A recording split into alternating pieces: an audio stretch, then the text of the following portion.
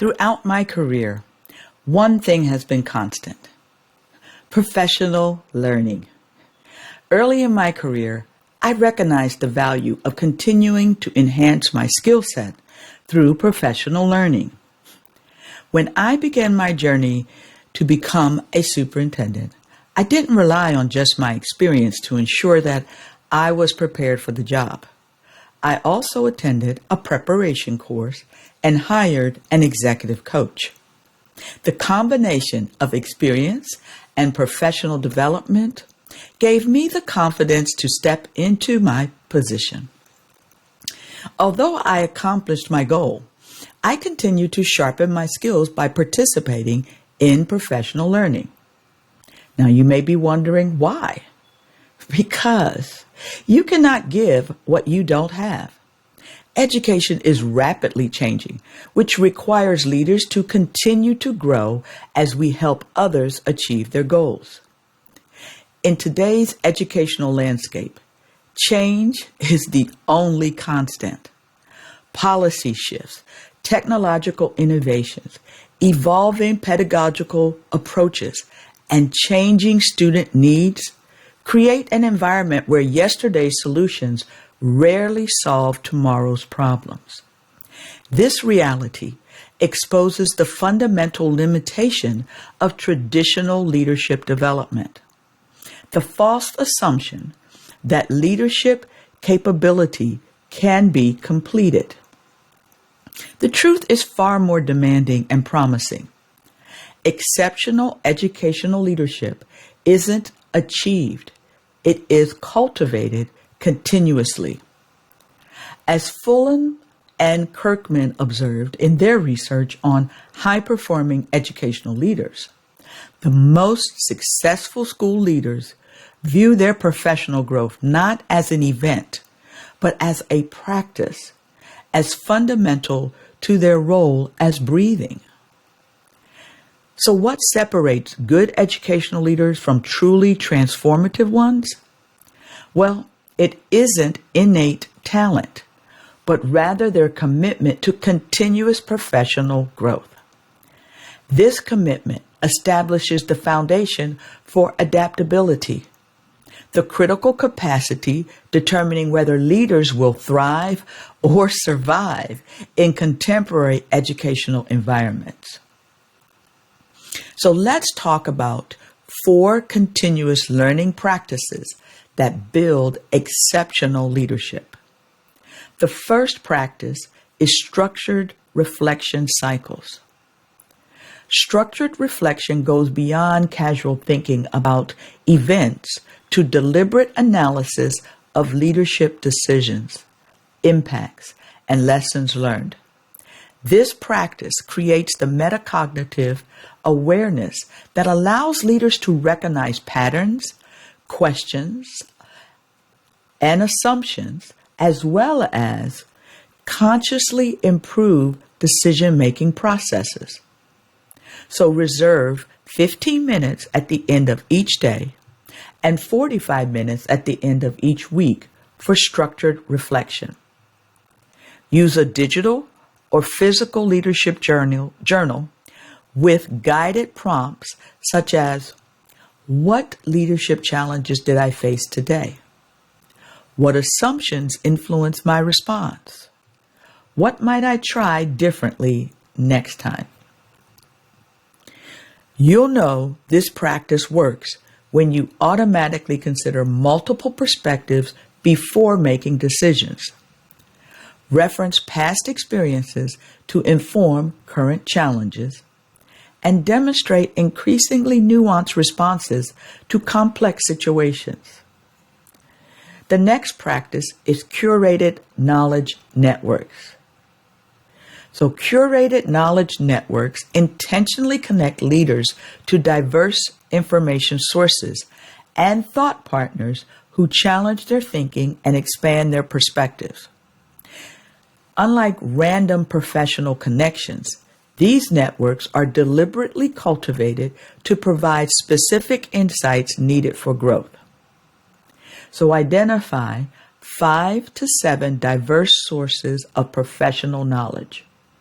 Could be researchers, practitioners from different contexts, thought leaders with contrasting views, and systematically engage with their work. So schedule 20 minutes 3 times weekly to consume content from these sources using podcast walks, commute listening, so when you're driving, or early morning reading. This practice works when you regularly bring new research and perspectives into leadership team discussions, cite evidence when proposing changes, and demonstrate familiarity with multiple approaches to similar challenges.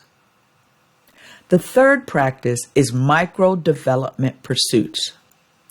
So micro-development pursuits break down complex leadership capabilities into specific micro-skills that can be deliberately practiced in short, focused intervals. Now, this approach recognizes that significant growth comes from consistent attention to small improvements rather than occasional grand development efforts. Identify one leadership micro skill monthly. For example, asking powerful questions or facilitating difficult conversations. Maybe analyzing student data. Next, create 3 10-minute practice opportunities weekly with specific success criteria. Record progress in your leadership journal. Look for noticeable improvements in targeted skills, feedback from colleagues noting changes in your approach, and increased confidence when applying these skills in high-stakes situations. The last practice is cross-context learning communities. Cross-context learning communities connect leaders from different educational settings to examine shared challenges through diverse perspectives. So unlike traditional networking, these communities engage in structured problem solving around specific leadership challenges. Join or form a group of 4 to 6 leaders from different schools or districts that meet monthly, virtually, or in person. Use protocols like consultancy or tuning to examine specific leadership challenges with clear documentation of insights and application commitments. This practice works when you implement solutions inspired by other contexts, demonstrate increased comfort with ambiguity, and regularly reference insights gained from colleagues facing similar challenges in different settings.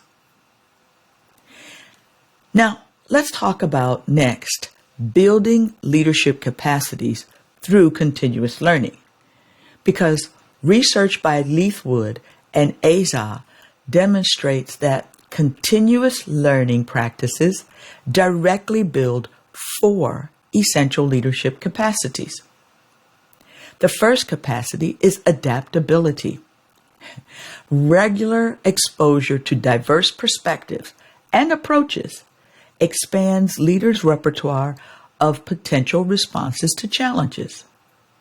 The next is system thinking. Ongoing reflection and cross-context learning help leaders recognize patterns and interconnections with complex educational systems. The third is emotional resilience. Continuous learning normalizes challenge and growth, reducing defensive responses to setbacks. And last but not least, future-focused decision-making.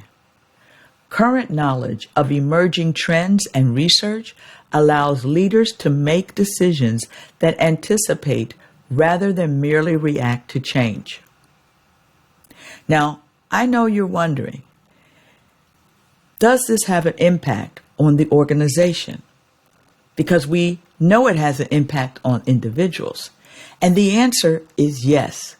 So let's talk about the organizational impact of learning leaders because there are benefits of continuous learning, and they extend far beyond individual leadership growth.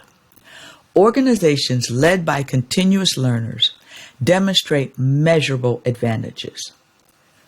For example, 27% higher teacher retention rates, faster implementation of evidence-based practices, more sustainable improvement initiatives, and higher levels of collective teacher efficacy.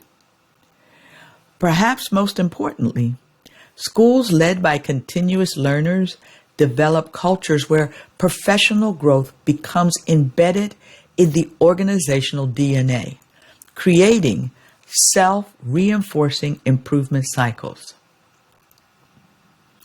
So, I'm going to ask you some questions, and I want you to assess yourself.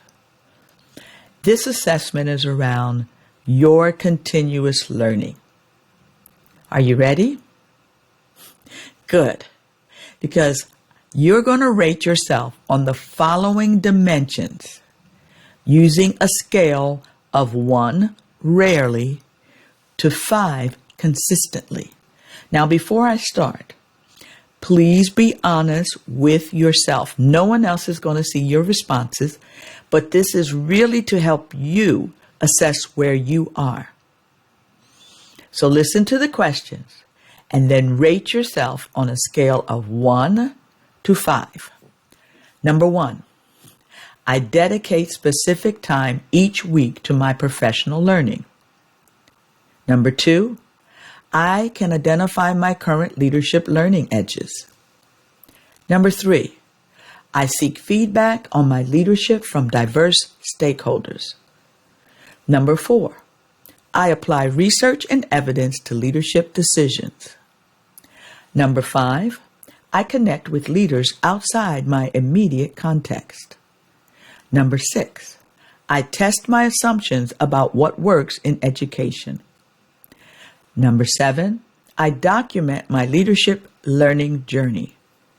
And number 8, I share my professional learning publicly with my team.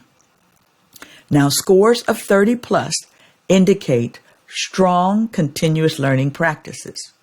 Scores below 24 suggest opportunities to strengthen your learning.